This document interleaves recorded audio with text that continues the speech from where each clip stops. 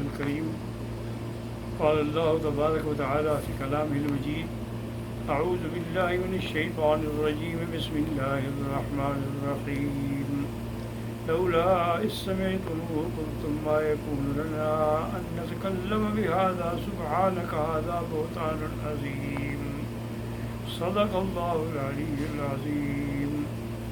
برادران اسلام، دروس سابقہ میں ہم سیدہ عائشہ صدیقہ رضی اللہ تعالی عنہ کے بارے میں کچھ معلومات جو ہیں وہ پیش کی تھی. آج بھی انشاءاللہ اس کی تکمیل کریں گے.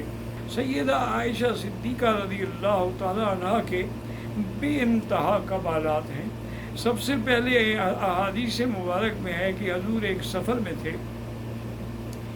اتفاق سے بی بی عائشہ کے گلے میں جو ہار تھا وہ انہوں نے بی بی اسما سے مانگ کے پہنا تھا، لیکن اس کی رسی ٹوٹ گئی، دھاگا ٹوٹ گیا تو وہ گر گیا. اس کے بعد بی بی صاحبہ نے تلاش کرنے کے لیے کہا. صحابہ نے بڑی کوشش کی لیکن وہ ہار نہ ملا اور نماز کا وقت قریب آ گیا. اب پانی بھی نہیں ہے کہ وضو کر کے نماز ادا کر سکیں، تو لوگوں نے حضرت صدیق رضی اللہ عنہ کو آ کے شکایت کی کہ دیکھیں بی بی عائشہ نے اپنے ہار کے لیے حضور کو روک دیا ہے اور ہم سارے قافلے بغیر نماز کے لیے بیٹھے ہوئے ہیں. حضرت صدیق غصے میں آئے تو دیکھا کہ حضور صلی اللہ علیہ وسلم بی بی عائشہ کے گود میں سر رکھے ہوئے بالکل نیند میں ہیں.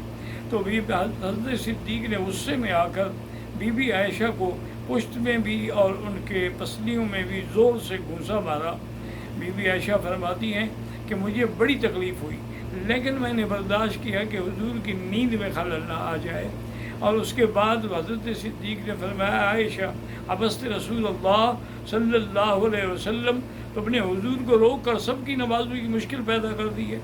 ابھی یہ باتیں چل رہی تھیں کہ اللہ تعالیٰ نے جبریل علیہ السلام کو بھیجا کہ مجھے سیدہ عائشہ کے بارے میں، چاہے اس کا باپ بھی اس کو مارے وہ گوارا نہیں ہے، لہذا ہم اپنی شریعت کے احکام میں نرمی کرتے ہیں کہ فَإِن لَّمْ تَجِدُوا مَاءً فَتَيَمَّمُوا صَعِيدًا طَيِّبًا، اگر پانی نہ ہو تو تیمم کر کے بھی نماز پڑھ سکتے ہو. حتیٰ کہ اگر کسی کو غسل کی ضرورت ہے لیکن پانی نہیں تو تیمم کر کے بھی نماز پڑھ سکتے ہیں. جب تیمم کا حکم آیا تمام صحابہ مبارک دے رہے ہیں کہ یا آل ابی بکر، یہ تمہاری کوئی پہلی برکت نہیں ہے، کئی برکات ہیں، لیکن اس سے تو قیامت تک امت کے لیے ایک راحت ملی ہے، اور اس کا سبب جو ہے وہ بی بی عائشہ صدیقہ رضی اللہ عنہا. اور اب بی بی صاحبہ فرماتی ہیں کہ جب ہم نے اونٹ کو اٹھایا تو اللہ کی شان یہ ہے کہ وہ ہار اونٹ کے نیچے پڑا ہوا تھا، تو ہار بھی مل گیا، لیکن اللہ نے تیمم کا حکم بھی جاری فرما دیا. اسی طریقے سے دوسرا مسئلہ ہے، اس کو کہتے ہیں مسئلہ ایلا. ایلا کا معنی ہوتا ہے کہ کوئی آدمی قسم کھا لے کہ بھی میں 1 مہینے تک اپنی بیوی سے بات نہیں کروں گا. تو حضور صلی اللہ علیہ وسلم سے کچھ بیویوں نے، ازواج مطہرات نے مطالبہ کیا کہ حضور ہمارے خرچ میں اضافہ کیا جائے، ہمیں زیادہ دیا جائے، اس سے ہمارا گزارا نہیں ہوتا. اصل میں ازواج مطہرات جو ہیں بڑی سخی تھی، جو بھی ان کو ملتا ہو خیرات کر دیتی یا پھر حضور سے تقاضا کرتی. تو حضور صلی اللہ علیہ وسلم کو یہ بات ناگوار گزری اور حضور نے فرمایا کہ 1 مہینے تک میں کسی بیوی سے بات نہیں کروں گا، اور ایک بالا خانے میں تشریف لے گئے اور وہیں جا کر آپ نے وہ پورا 1 مہینہ گزارا. اب حضرت عمر فرماتے ہیں کہ میں گھر میں آیا اور میں نے آ کے اپنی بیٹی سے کہا کہ حفصہ یہ کیا ہے، میں نے سنا ہے کہ حضور نے طلاق دے دی ہے.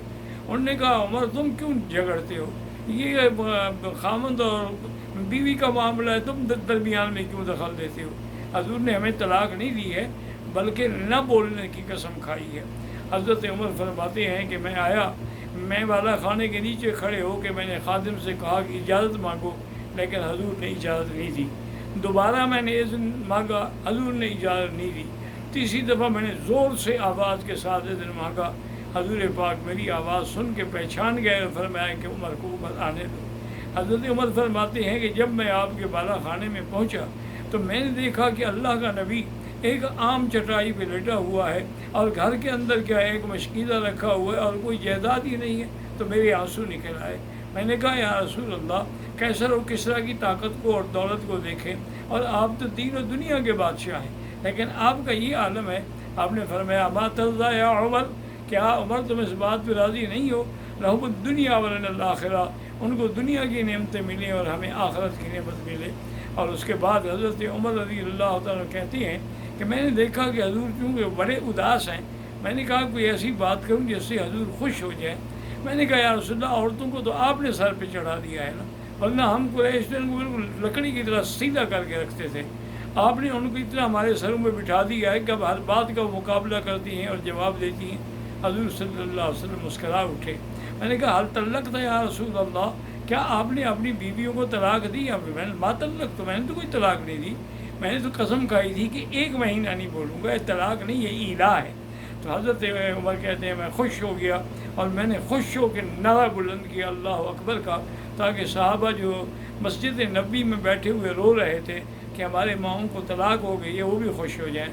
تو حضور صلی اللہ علیہ وسلم ٹھیک 29 دن کے بعد آپ تشریف لے آئے اور سب سے پہلے بی بی عائشہ کے گھر میں آئے، اور اللہ نے یہ قرآن نازل فرمایا کہ یا ایھا النبی قل لازواجک ان کنتن تردن الحیاۃ الدنیا وزینتها فتعالین امتعکن واسرحکن سراحا جمیلا وَإِن كُنتُنَّ تُرِدْنَ اللَّهَ وَرَسُولَهُ وَالدَّارَ الْآخِرَةَ فَإِنَّ اللَّهَ أَعَدَّ لِلْمُحْسَنَاتِ مِنكُنَّ أَجْرًا عَظِيمًا۔ حضور بی بی عائشہ کہتی ہے یا رسول اللہ، میں تو انگلیوں پہ گن رہی ہوں، آج تو 29 کا دن ہے، آپ نے تو پورے مہینے کی قسم کھائی تھی۔